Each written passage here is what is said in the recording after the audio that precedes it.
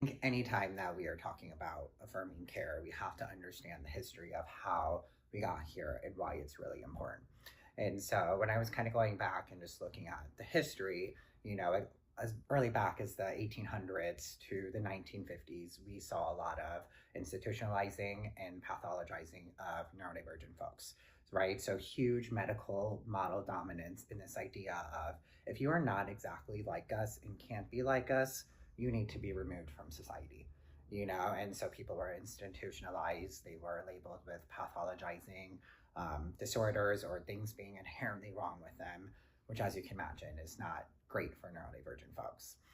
Thankfully, that did not last forever, and we move into the era of the 1950s and the 1980s. And so this is where we really see the rise of early behaviorism and behavioral interventions start to come up. We see ABA come out in the 1950s, which helps to kind of train people to be neurotypical. We see the invention of special education classes. The DSM comes out with a diagnosis in 1980s. So people are starting to look at neurodivergence more, but during this time period, it's very much, hey, you can be with us, but only if you're exactly like us. And if you're not exactly like us, stay over there. Also not great when it comes to trying to celebrate individuals, meet them where they're at. So thankfully that period didn't last forever either. And then in the 1990s to currently, we really see this shift towards affirmation and care, putting the person first. We have the decade of the brain in the 1990s where we learn a lot about neurobiology, how to work with the brain instead of against it. Judy Singer is credited in 1998 for coining neurodiversity, which is that idea that brains are like fingerprints. Just because it's different doesn't mean it's bad. There's just a diversity in how brain, the neurological functioning works.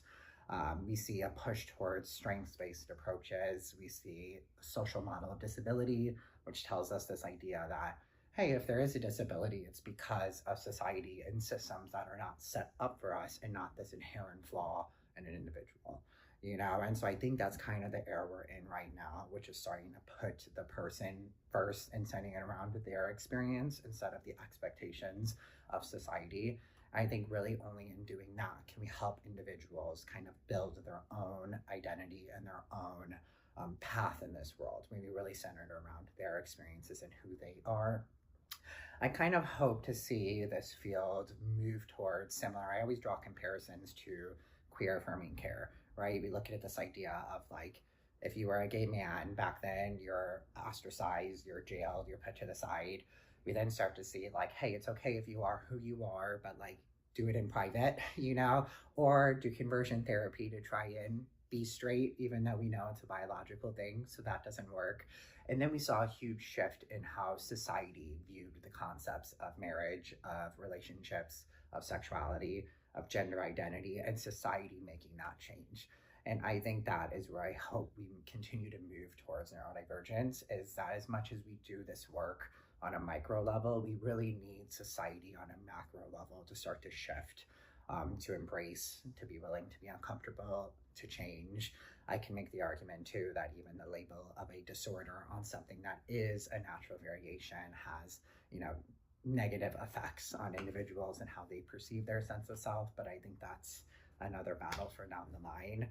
But I think it's really important to kind of trace that to understand like why affirming care and centering around their experience is really important.